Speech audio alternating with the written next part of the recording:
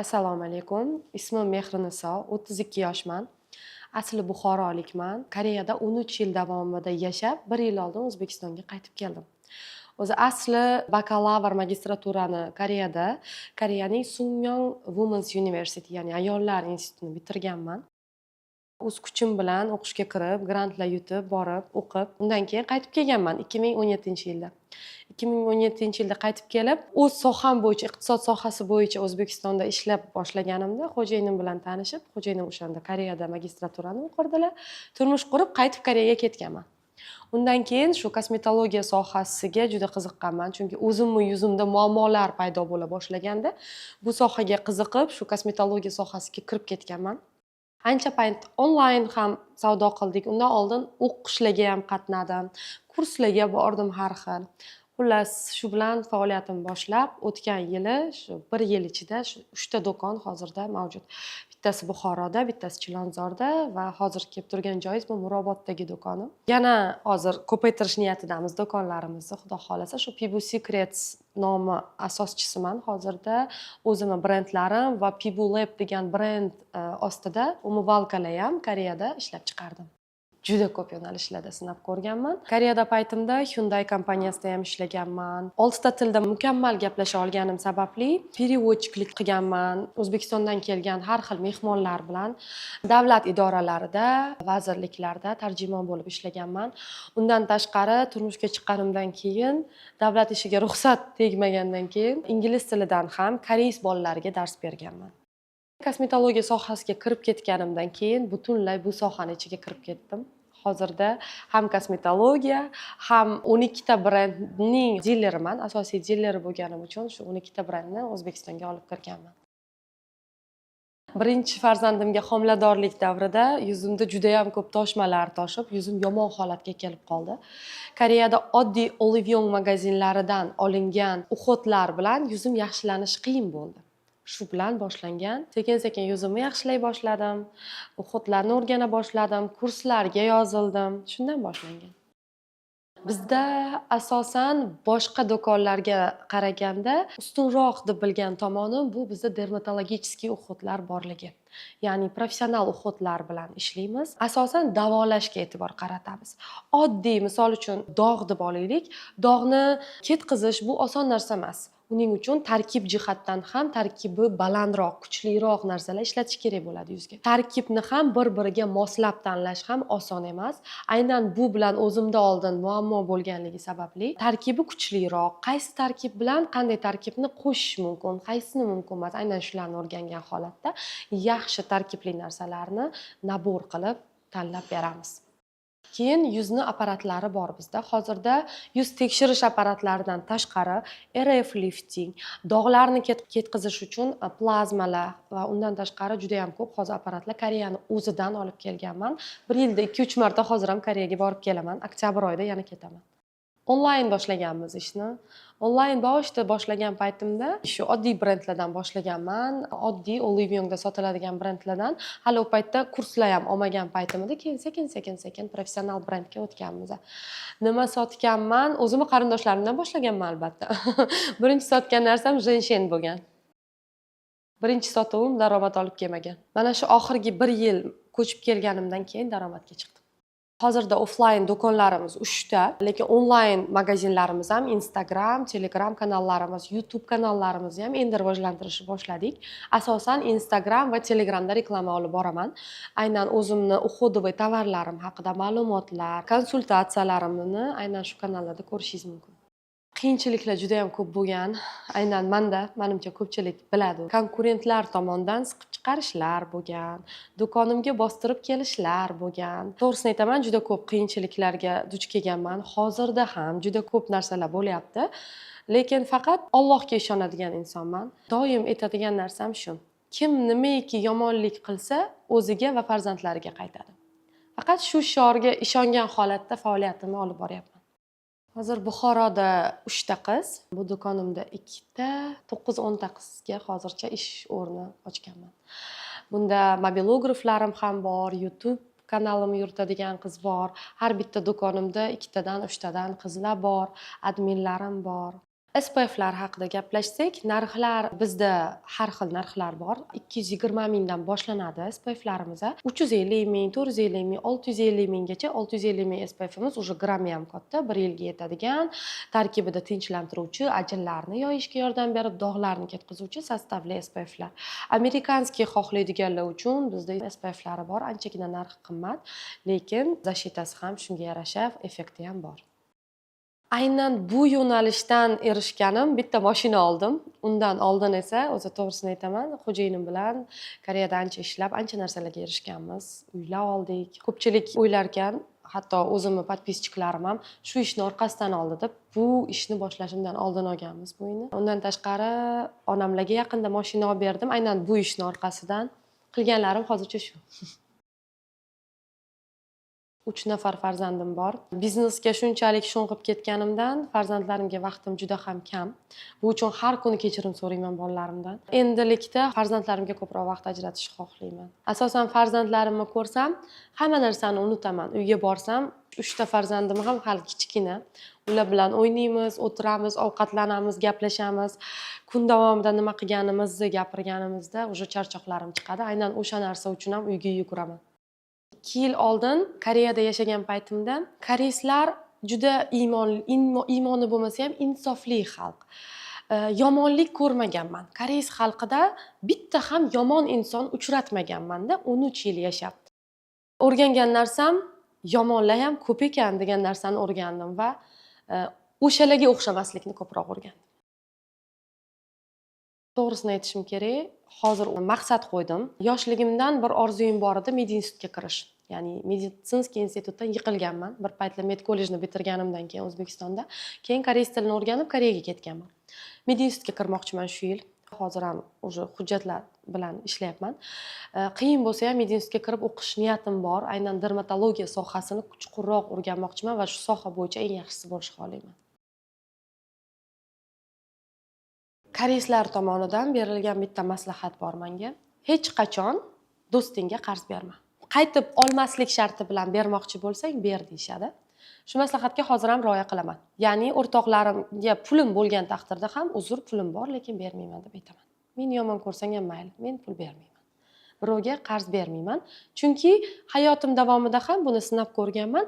Aynan o'rtog'ingizga qarz berish bu sizni orangizni, atnosheniyani buzadi. O'sha uchun ham iloji boricha bermaslikka harakat qilaman. Necha marta bu narsa bo'lgan bo'lsa ham har doim yomon narsa bilan tugagan. Qarz munosabatlarni buzadi. Asosan boshqalardan o'rganamiz. Boshqalarning xatti-harakatlari, ularning qandayligiga qarab shunday bo'lishim kerak yoki bunday bo'lmasligim kerak degan narsani o'rganamiz. Muvaffaqiyat bu o'z ustida ishlash. Yana ham ko'p ishlash kerak. Muvaffaqiyatingizga qarab mahliyo bo'lib shuncha narsaga erishdim ekan deb qarab turish, bu to'xtab qolish. Davom etish kerak. Asosan plan tuzib kechki payt erishmoqchi bo'lganlarim va erishganlarim, orzularimni yozib chiqaman va bu ishlarni qilish uchun nimalar qilishim kerak yozib chiqaman. To'g'risini aytish kerak, kecha meditsinskiy institutga kirish nimasi bo'yicha kecha уже birinchi qadamni qo'ydim-da, bo'ldi, hujjat topshiraman, kiraman. 6 yil o'qiyman. Xo'jayinimga ham aytdim, men kirib o'qimoqchiman desam, qiynalib qolmaysanmi? Biznesing qolib ketadi, ko'rgin. Biznesing bor, nima kerak 6 yil o'qish? Niyat o'qishim kerak. Dermatologiya sohasiga kirishim kerak ichkariroqqa, chunki dermatolog emasman, vrach emasman. Vrach diplomimni olsam, hozircha kosmetolog diplomlarim bor. Vrach diplomini olsam, u boshqacha bo'ladi deb aytganimda qo'llab-quvvatlashdi. Bemalol kirgin. O'qiy olsang, o'zingga ishonsang, kirib o'qigin dedilar. 6 yil o'qishga tayyorman hozir. Xo'jayinim yaxshi qo'llab-quvvatlaydilar meni. O'zlarini sohalari nima bo'lsa ham, yurist bo'lsalar ham juda yaxshi qo'llab-quvvatlaydilar. Har doim dabro beradilar qiladigan ishimga. Hozir klubga ham yozilganman. Har oylik sayohatim bor. Qo'yasizmi desam, hali bolalarim kichkinada. 1,5 yosh eng kichkina farzandim, eng kattam 5 yosh, 3 ta bizada. Nima qilasizmi desam, bemalol borgin. Hayotda bir marta kelasan, sayohat qilib, o'rganib, bu sening hayoting. Faqat oila uchun emas, o'zing uchun ham yashashing kerak degan narsani qo'yganlari uchun ham har doim planlarimni tuzib birgalikda keyin gaplashamizda ruxsat tekkan narsalarni qilib ketaveraman.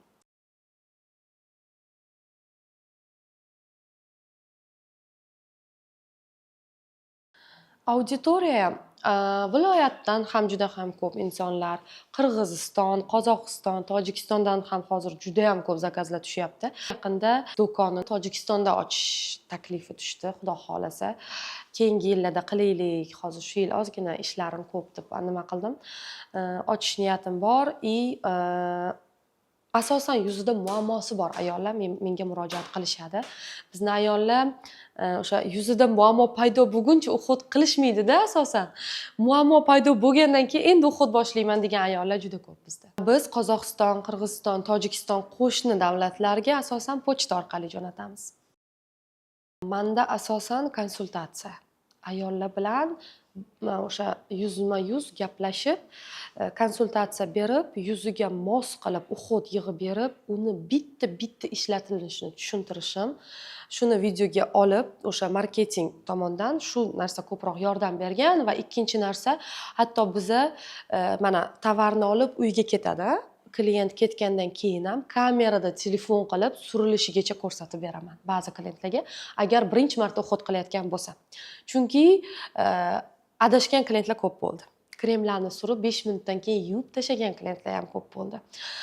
Shunaqa narsa bo'lmasligi uchun, oldini olish uchun hatto dozasigacha ko'rsatib beramiz. Efir davomida ham kremlarni qanaqa surilish tartibi, qaysi barmoq bilan surishgacha ham ko'rsatib beraman.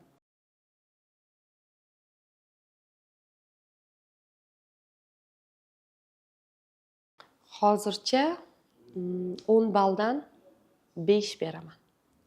Hali juda o'zgartirishim kerak bo'lgan, qilishim kerak bo'lgan ishlar ko'p. Biznesdagi eng katta yutug'im juda ham ko'p klientlarni o'sha effektga chiqarganimiz, ya'ni effekti zo'r bo'lgan yuzlarida va ularning ishonchi. Eng katta yutug'im deb o'ylayman. Men konkurentlarni shunday o'ylayman, rizq hammada bor. Rizq beriladi hammaga Alloh tomonidan. U rizqdan bir bo'lak ham ortig'ini biz ola olmaymiz. Hatto o'rtoqlarim bor, aynan o'zimni soham bo'yicha birgalikda o'rtoqmiz, o'tiramiz, gaplashamiz, kafelarga boramiz. Xuddi menga o'xshab ular ham shunaqa dermatologический uxodlar sotishadi. Men hech qanday nimam yo'q ularga. Lekin marketing uxodlarimiz, o'sha marketing usullarimiz hammamizniki har xil. Bo'ldi, ishim davomida meni yomonlab chiqqanlar bo'ldi. Primoy Instagramga olib chiqib, meni o'zimni, tovarimni yomonlab, tuhmat qilganlar bo'ldi. Bu ko'zimga juda yomon ko'rindi-da. Boshida onlayn magazinim bor paytda men ham olib chiqib yomonlardim. Shu narsani to'xtatdim. Ya'ni e'tibor qilmayman. Qancha xohlashsa yomonlashsin. Men yomonman deydi-ku nima? Men yomonman, mayli deb qo'ysam, nabarot yaxshi tomonga o'zgardi bu narsa. Odamlar nabarot ularni ko'rib, bu yomon kim ekan deb kirib menga yozishni boshlashdi. Bu uchun rahmat deyman. Birinchi marta o'sha brendlar bilan shartnoma tuzib, O'zbekistonga qaytib o'sha do'kon ochaman deganda $50,000 yaqin pul tikkanmiz, aynan brendlarga. Shartnoma tuzganmiz. Shartnoma bu уже katta narsa-da, har oy mana shuncha pulga narsa olishing kerak va shuncha sotuv qilishing kerak degan narsa. Bu riskdan o'tdik, lekin hozir 2 baravar savdomiz oshdi. Albatta, qilgan riskim o'zini oqladi. Asosan tovar sotib olishda, ya'ni uxodlar, yangi uxodlar ko'pincha qo'shishga harakat qilaman, o'rganib chiqaman sostavini. Keyin ikkinchidan olib kelib ishlatib ko'raman o'zim. Undan keyin sotish sotmaslikni hal qilaman. Hozirda Koreya tomonidan juda ko'p brendlar menga o'sha sample jo'natishadi, ishlatib ko'ring, bizni ham mahsulotni soting, O'zbekiston bozoriga kirmoqchimiz deb murojaat qilishadi. Aynan koreyslar bilan primoy gaplashganim ham ularga yoqadi. Chunki orada kimdir bo'lsa, bilasiz, u qanaqadir отношение baribir boshqacha bo'ladi. Primoy gaplashganimiz uchun ko'p murojaatlar tushadi, lekin to'g'risini aytish kerak, 70-80% o'sha tovarlarni olmayman. Riskdan qo'rqqan inson hech narsaga erishmaydi. Mening ham atrofimda bunday insonlar bor, doim aytaman, boshlash kerak. Shunchaki boshla.